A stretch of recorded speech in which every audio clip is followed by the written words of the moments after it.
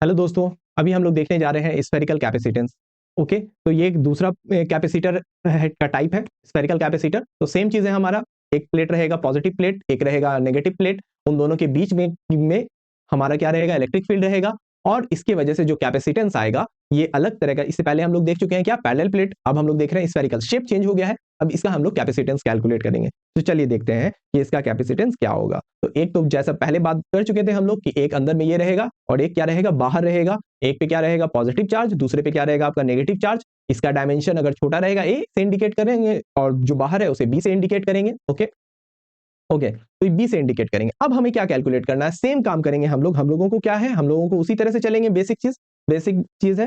Basic क्या है हम लोगों का, बेसिक ये है हम लोग कि हम लोग जानते हैं कि Q इक्वल टू क्या होता है, C इंटू डेल्टा वी। तो डेल्टा वी हम लोगों को कैलकुलेट करना है। और डेल्टा वी कैसे कैलकुलेट करेंगे, इलेक्ट्रिक फील्ड के हेल्प से। तो इलेक्ट्रिक फील्ड हम लोगों को कैलकुलेट करना है किसके बीच में, दो स्फीयर के बीच में। और दो स्फीयर के बीच में एक चीज हम लोग जान रहे हैं कि हम लोग जान रहे हैं शेल के अंदर ये एक क्या हो गया, बाहर वाला जो स्फीयर है वो क्या है, एक हॉलो स्फीयर है।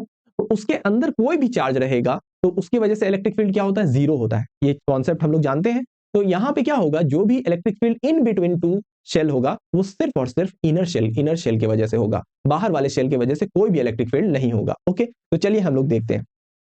ओके, तो यहाँ पे हम लोगों को कैलकुलेट क्या करना है, हम लोगों को सेम वही काम कि हम लोग जानते हैं डीवी इक्वल टू क्या होता है, minus E dot D R. फिर इसे इंटीग्रेट करेंगे, है ना, इंटीग्रेटिंग बोथ साइड।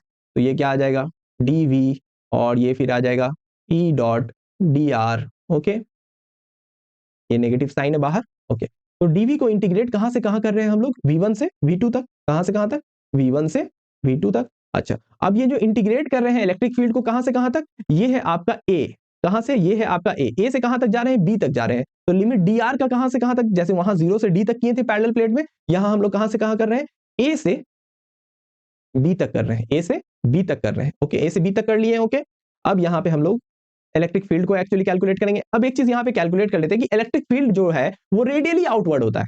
जैसे कोई भी स्फीयर है तो वो रेडियली आउटवर्ड है, और रेडियस भी डीआर का डायरेक्शन भी क्या है, उसी डायरेक्शन में है। तो ई और डीआर के बीच में क्या है, एंगल फिर से यहाँ पे भी क्या हो रहा है, 0 डिग्री बन रहा है। तो यहाँ पे अगर आप नेगेटिव दोगे फिर से क्या आ जाएगा, ई डी आर और कॉस ऑफ 0 डिग्री। और ये वैल्यू क्या है, ए से बी तक है। ओके, अब ये वैल्यू क्या आ जाएगा, ए से बी तक ई डी आर, ये नेगेटिव है। और ये वैल्यू क्या आ जाएगा, V2 माइनस V1। क्या आ जाएगा वैल्यू, V2 माइनस V1 हो जाएगा। ओके, तो अब हम लोगों ने ये वैल्यू यहाँ पे रख दिया। ओके, नेक्स्ट अब हम लोग यहाँ पे कैलकुलेट क्या करेंगे, इलेक्ट्रिक फील्ड जो है ये किसी जनरल पॉइंट पे हम लोग को ये इन बिटवीन ले रहे हैं, कहाँ पे, बीच में ले रहे हैं। और कोई एक रैंडम सा एक जगह ले लेते हैं और वहां तक का डिस्टेंस क्या ले लेते हैं, आर ले लेते हैं। और उसके बीच में हम लोगों को यहाँ पे क्या है, इलेक्ट्रिक फील्ड कैलकुलेट कर लेना करना है। तो ये इस आर पे हमें क्या करना है, इलेक्ट्रिक फील्ड निकालना है। तो ई आर पे जो इलेक्ट्रिक फील्ड होगा वो किसकी किसकी वजह से होगा, एक होगा आपका ए के वजह से, एक होगा आपका बी की वजह से। लेकिन हम पहले बात कर चुके हैं बी वाला जो शेल है उसके लिए क्या है, आर इनसाइड है। तो यहाँ पे क्या होगा, इलेक्ट्रिक फील्ड क्या होगा आपका, जीरो होगा, ये जीरो हो जाएगा। तो ई आर पे इलेक्ट्रिक फील्ड क्या हो जाएगा, सिर्फ और सिर्फ किसकी वजह से, ई ए की वजह से होगा। और जो कि होगा के क्यू बाय कितना आएगा वैल्यू, के क्यू बाय आपका, कहां पे हम लोग ले रहे हैं, आर डिस्टेंस पे ले रहे हैं, के क्यू बाय आर स्क्वायर। तो ये आपका आर डिस्टेंस ले लिया, इलेक्ट्रिक फील्ड निकल गया हम लोगों का। अब यहाँ पे आ जाते हैं। तो नाउ नाउ हम लोगों का V2 minus V1 equal to हम लोग यहाँ पे लिख सकते हैं ए टू बी के Q by R square D R. और ये नेगेटिव साइन है। ओके, तो यहाँ पे तो अब यहाँ पे V2 माइनस, अरे यार चेंज कर दिए साइन कलर फिर भी। ओके, तो V2 minus V1 equal to कितना आ गया आपका, माइनस के क्यू क्या है, के भी कांस्टेंट है, क्यू भी चार्ज भी कांस्टेंट है, आप बाहर ले लो के क्यू।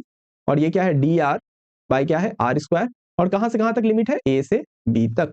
ओके, अब यहाँ पे हम लोग क्या करेंगे, माइनस है के क्यू और डी आर बाई आर। इसे हम लोग किस तरह लिख सकते हैं, आर पे पावर -2 डी आर। और सिंपल इंटीग्रेशन है, कितना हो जाएगा इंटीग्रेशन, आप लोग इंटीग्रेशन पता ही होगा इसका।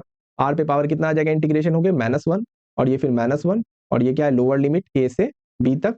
अगर किसी को इंटीग्रेशन नहीं आ रहा है तो बता दे, मैं बता दूंगा। ओके, ए से बी तक जनरली फिजिक्स वाले का होता है, और खासकर बायोलॉजी वाले बैकग्राउंड का तो उनको दिक्कत होती है। ओके, तो बेसिक जो मैथमेटिकल टूल है वो आना चाहिए। ओके, तो ये यहाँ पे इंटीग्रेट किए, इंटीग्रेट करने के बाद इतना आया। और ये जो माइनस साइन है ये बाहर जाके पॉजिटिव बन जाएगा, तो इसको पॉजिटिव कर देते हैं, के क्यू और ये r पे पावर -1 है, ये नीचे आ जाएगा 1/r और a से b आ गया। ओके, तो ये आ गया value KQ 1/b minus 1/a आ गया। ओके, ये आ गया आपका वैल्यू V2 माइनस V1। लेकिन फिर से बात कर रहे हैं हम लोगों को यहाँ पे ये जो डेल्टा V है आपका, ये क्या है आपका, ये आपका V1 माइनस V2 है, यानी कि हायर पोटेंशियल माइनस लोअर है। तो ये चीज हमको लेना है। तो ये चीज हम अगर लेंगे यहाँ पे, तो V1 माइनस V2 करेंगे तो ये वैल्यू कितना आ जाएगा, KQ 1/a माइनस 1/b, ये आ जाएगा। और ये वैल्यू फिर क्या बन जाएगा, KQ और फिर आ जाएगा B माइनस a/ab, ये लिख सकते हैं। और ये आ जाएगा आपका डेल्टा V। तो अब आ गया आपका डेल्टा V, अब ले जाके सब्स्टिट्यूट करना है सीधे, बस सब्स्टिट्यूटिंग इन इक्वेशन, अगर इसको हम लोग 1 इक्वेशन मान लेते हैं, चलिए सब्स्टिट्यूटिंग इन इक्वेशन क्या है, 1 है। 1 में अगर आप सब्स्टिट्यूट करो तो क्या हो जाएगा,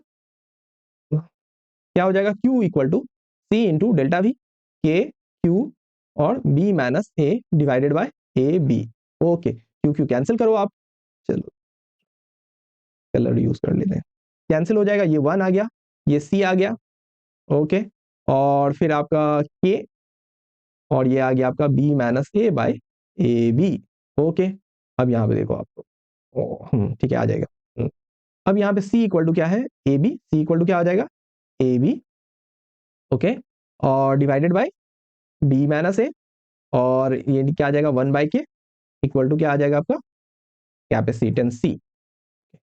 तो आ जाइए आप रेड कलर, तो C इक्वल टू क्या आ जाएगा आपका, K इक्वल टू क्या होता है, 1/4 पाई एप्सिलॉन, तो 1/4 पाई एप्सिलॉन ऊपर चला जाएगा 4 पाई एप्सिलॉन, और ये बस आप लिख लो यहाँ पे AB by B minus A, AB by B minus A। तो ये आपका कैपेसिटेंस किसका आया, स्फेरिकल का आया। ओके, तो स्फेरिकल का कैपेसिटेंस आया। ओके, होपफुली आपको समझ में आया हो किस तरह से हम लोगों ने स्फेरिकल का कैपेसिटेंस कैलकुलेट किया है। ओके, तो शेयर कीजिए इसे ज्यादा से ज्यादा दोस्तों तक, ये ज्यादा चांसेस है आपके बोर्ड एग्जाम में आने का। Okay, thank you.